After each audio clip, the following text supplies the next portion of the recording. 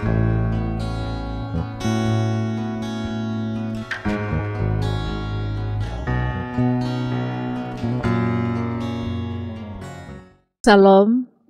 damai di hati. Jumpa lagi dalam program Gerakan Membaca Alkitab. Kita ada di hari yang ke-44, kita akan membaca dari kitab Bilangan pasal 8 sampai pasal 10. Sebelum membaca Alkitab, mari berdoa. Kami memuji dan memuliakan Engkau Bapa di surga, karena kasih dan kebaikan-Mu, kami selalu terpelihara. Dan bersyukur hari anugerah Tuhan Engkau beri bagi kami. Kami mau mengisi hari ini dengan firman-Mu, karena itu kami akan membaca kebenaran firman-Mu dari kitab Bilangan pasal 8 sampai pasal 10. Kiranya Engkau memberi kami hikmat dan pengertian, supaya firman Tuhan yang kami baca, kami dapat mengerti, kami pahami, kami jadikan pegangan kehidupan kami. Di dalam nama Yesus kami berdoa. Amin. Saudara-saudara, mari kita ikuti bacaan kitab Bilangan pasal 8 sampai pasal 10. Tuhan berfirman kepada Musa, "Berbicaralah kepada Harun dan katakanlah kepadanya, apabila engkau memasang lampu-lampu itu, haruslah ketujuh lampu itu menerangi yang di sebelah depan kandil. Demikianlah diperbuat Harun. Di sebelah depan kandil dipasangnyalah lampu-lampunya, seperti yang diperintahkan Tuhan kepada Musa. Dan beginilah kandil itu dibuat, dari emas tempaan. Kandil itu tempaan, baik kakinya maupun kembangnya, sesuai dengan apa yang telah diperlihatkan Tuhan kepada Musa. Demikianlah kandil itu dibuatnya."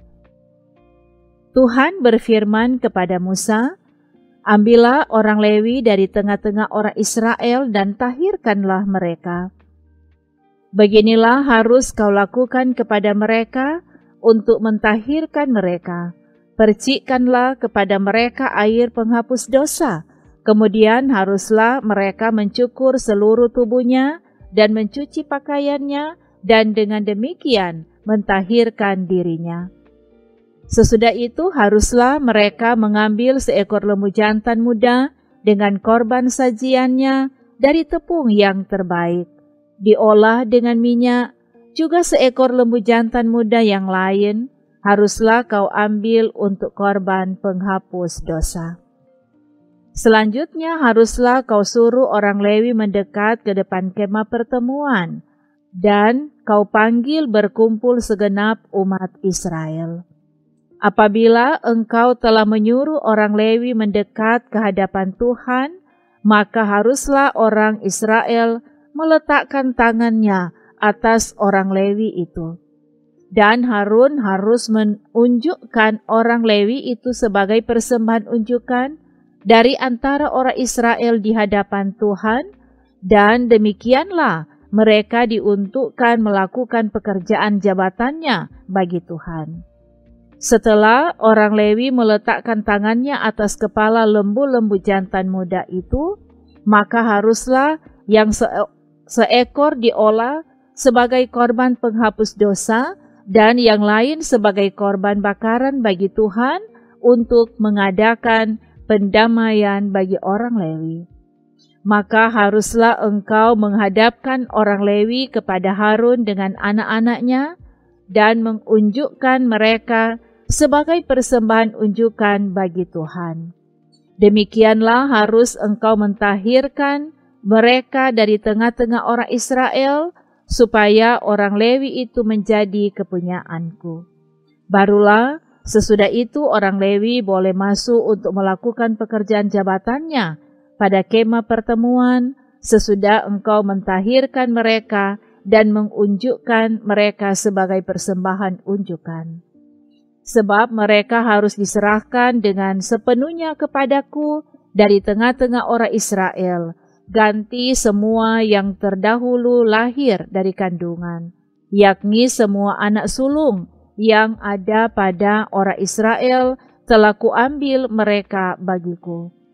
Sebab semua anak sulung yang ada pada orang Israel baik dari manusia maupun dari hewan, adalah kepunyaanku.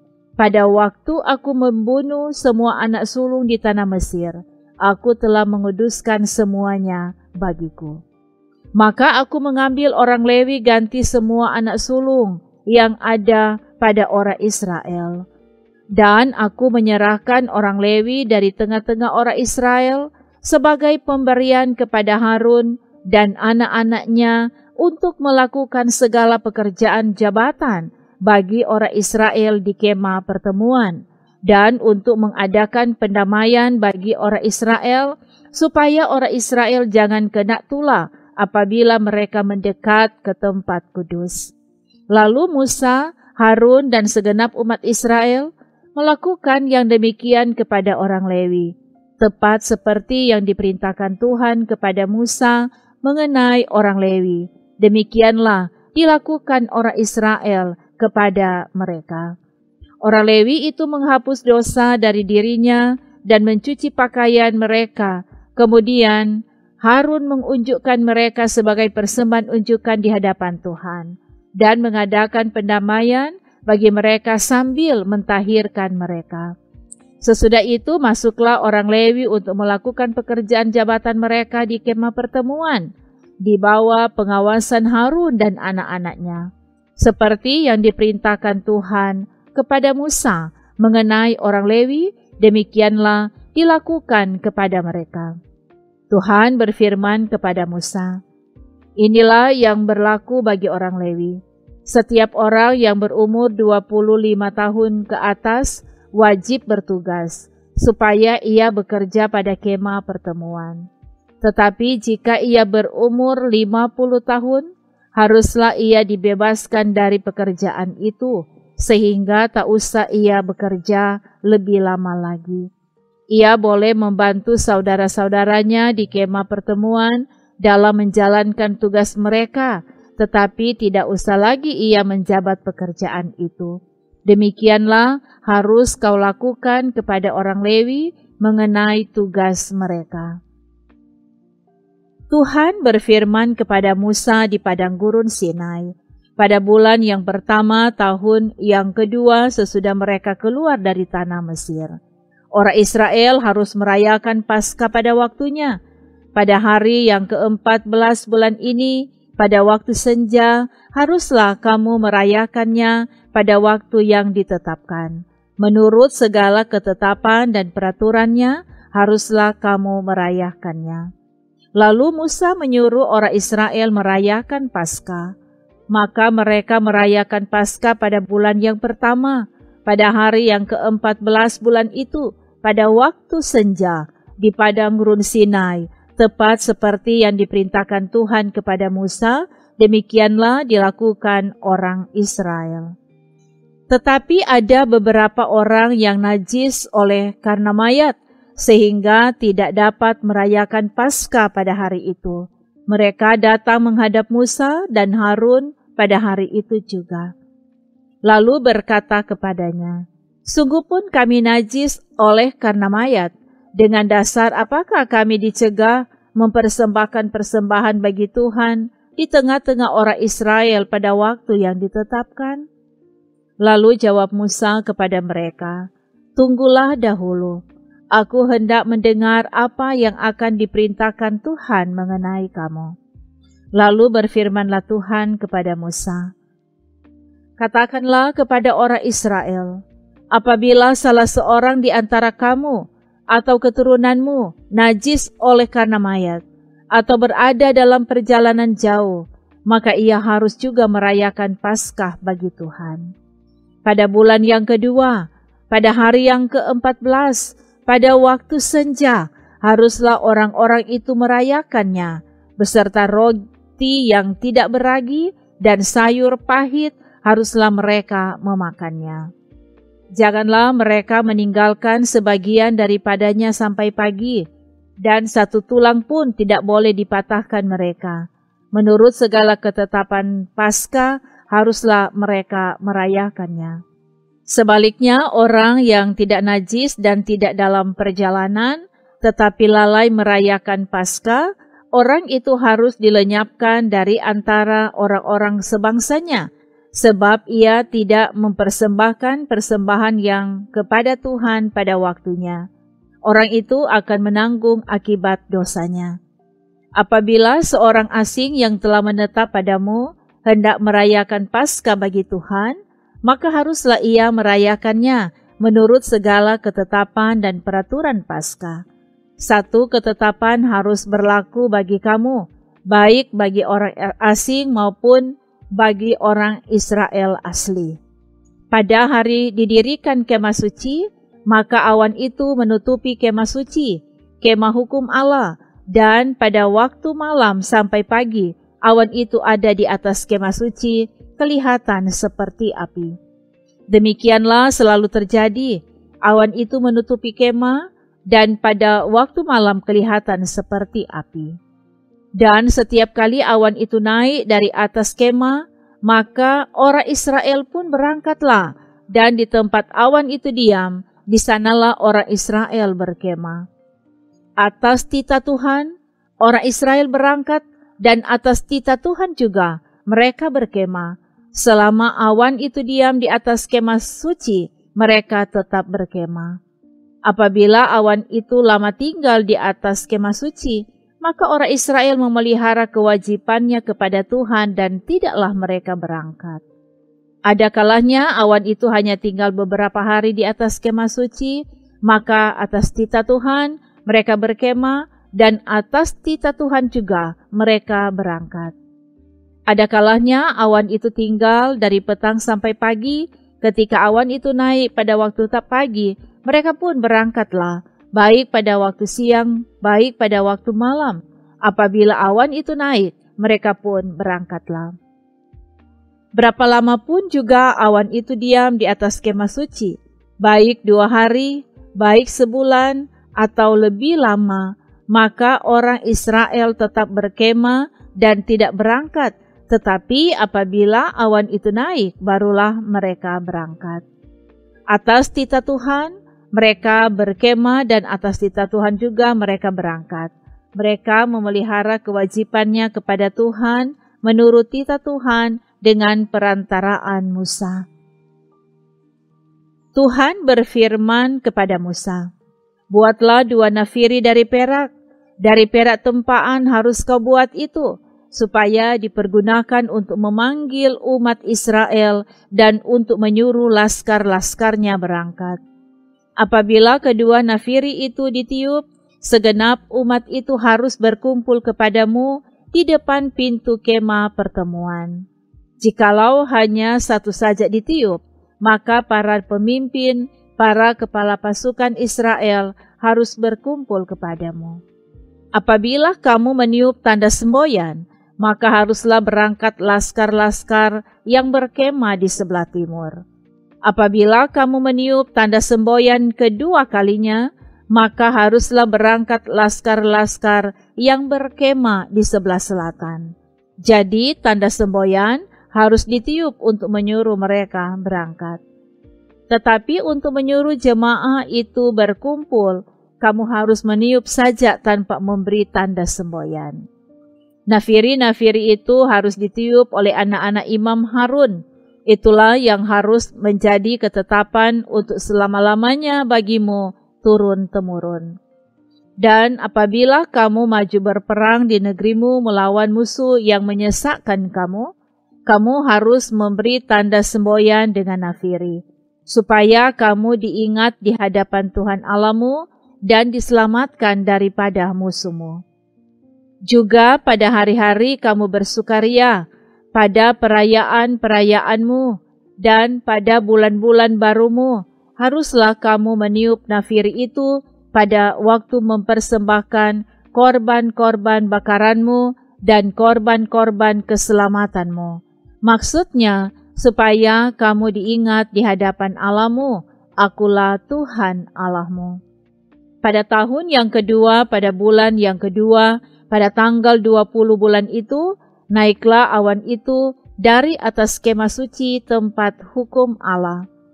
Lalu berangkatlah orang Israel dari padang gurun Sinai menurut aturan keberangkatan mereka.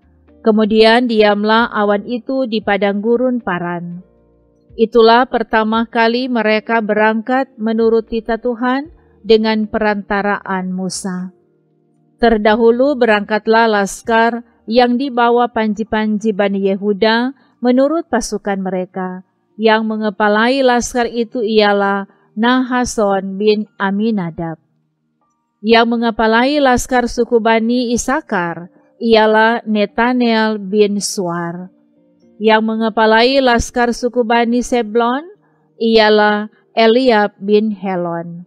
Sesudah itu kemah suci dibongkar, dan berangkatlah Bani Gerson dan Bani Merari yang mengangkat kemah suci itu. Kemudian berangkatlah laskar yang dibawa panji-panji Ruben menurut pasukan mereka. Yang mengepalai laskar itu ialah Elisur bin Shedeur. Yang mengepalai laskar suku Bani Simeon ialah Selumiel bin Surisyaddai. Yang mengepalai laskar suku Bani Gad ialah Eliasaf bin Rehuel. Sesudah itu berangkatlah orang Kehat yang mengangkat barang-barang tempat kudus. Kemah suci sudah dipasang sebelum mereka datang. Kemudian berangkatlah laskar yang dibawa panji-panji Bani Efraim menurut pasukan mereka. Yang mengepalai laskar itu ialah Elisama bin Amihud. Yang mengepalai laskar suku Bani Manasye ialah Gamaliel bin Pedasur. Yang mengepalai laskar suku Bani Benyamin ialah Abidan bin Gideoni. Sebagai barisan penutup, semua laskar itu berangkatlah laskar yang dibawa panji-panji Bani Dan menurut pasukan mereka. Yang mengepalai laskar itu ialah Ahieser bin Amisyaddai. Yang mengepalai laskar suku Bani Asher ialah Pagiel bin Okran. Yang mengepalai laskar suku Bani Naftali ialah Ahira bin Enan. Itulah aturan keberangkatan orang Israel menurut pasukan mereka ketika mereka berangkat. Lalu berkatalah Musa kepada Hobab anak Rehuel orang Midian, mertua Musa, "Kami berangkat ke tempat yang dimaksud Tuhan ketika Ia berfirman, 'Aku akan memberikannya kepadamu.' Sebab itu ikutlah bersama-sama dengan kami, maka kami akan berbuat baik kepadamu. Sebab Tuhan telah menjanjikan yang baik tentang Israel." Tetapi jawabnya kepada Musa, "Aku tidak ikut, melainkan aku hendak pergi ke negeriku dan kepada sanak saudaraku." Kata Musa, "Janganlah kiranya tinggalkan kami, sebab engkaulah yang tahu bagaimana kami berkemah di padang gurun, maka engkau dapat menjadi penunjuk jalan bagi kami. Jika engkau ikut bersama-sama dengan kami, maka kebaikan yang akan dilakukan Tuhan kepada kami akan kami lakukan juga kepadamu." Lalu berangkatlah mereka dari gunung Tuhan dan berjalan 3 hari perjalanan jauhnya, sedang tabut perjanjian Tuhan berangkat di depan mereka dan berjalan 3 hari perjalanan jauhnya untuk mencari tempat perhentian bagi mereka. Dan awan Tuhan ada di atas mereka pada siang hari, apabila mereka berangkat dari tempat perkemahan. Apabila tabut itu berangkat, berkatalah Musa, Bangkitlah Tuhan, supaya musuhmu berserak dan orang-orang yang membenci engkau melarikan diri dari hadapanmu. Dan apabila tabut itu berhenti, berkatalah ia, Kembalilah Tuhan kepada umat Israel yang beribu-ribu laksa ini. Demikian bacaan Alkitab di hari ini. Mari berdoa. Ya Tuhan Allah, kami memuji dan memuliakan nama-Mu di dalam Yesus Kristus firman kehidupan. Karena Engkau memberi kami kesempatan untuk boleh membaca Alkitab di hari ini. Semua yang mengikuti pelayanan ini, kiranya Tuhan yang akan terus memberkati dalam hidup pribadi keluarga dan dalam berbagai aktivitas yang mereka lakukan. Dan biarlah kami semua akan selalu tergerak oleh kuasa Roh Kudus untuk menyediakan waktu setiap hari membaca firman Tuhan. Terima kasih ya Tuhan, kami bersyukur di dalam nama Tuhan Yesus. Amin. Demikianlah gerakan membaca Alkitab di hari yang ke-44.